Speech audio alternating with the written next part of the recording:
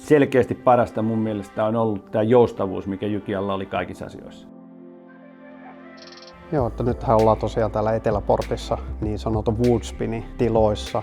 Woodspin on meidän, eli Spinnovan ja Susannon yhteisyritys. Eli meillä on Spinnovalla täällä tiettyjä tuotekehitysaktiviteetteja ja toimistotiloja. Ja sen lisäksi Susanno Finland, joka on meidän raaka-ainetoimittaja Woodspinille. Eli Susanno Finland investoi tähän samaan hankkeeseen oman raaka-ainetuotannon. Me on Jykian kanssa ollut rakentamassa yhteistyössä tätä tehdasrakennusta sinne Jyväskylän Eteläporttiin, joka on ollut aika haastava projekti, koska siinähän koko ajan myöskin niin kuin prosessin aikana niin tätä teknologiaa on kehitetty ja se tehtaan layout muuttui moneen kertaan. Meillähän olisi ollut vaihtoehtona joko niin kuin rakennuttaa itse omat toimitilat, mutta se on tietysti lisää silloin niin kuin koko sen hankkeen kustannuksia.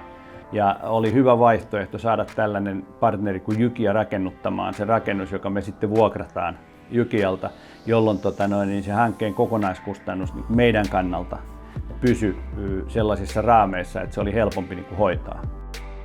Nämä uudet toimitilat näyttää sellaiselta kuin Spinnova halusi, eli tässä on käytetty paljon uusiutuvia raaka-aineita, puuta, luonnonmukaisuutta.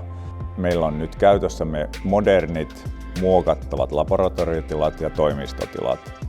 Sen lisäksi maksimaalinen energian hyödyntäminen ja uudelleenkäyttö on yksi tärkeitä periaatteita Spinnovan teknologiassa, ja tätä varten me investoitiin lämpöpumppuvoimalaitokseen, joka hyödyntää kaiken hukkalämmön, joka meidän prosessista muuten syntyisi.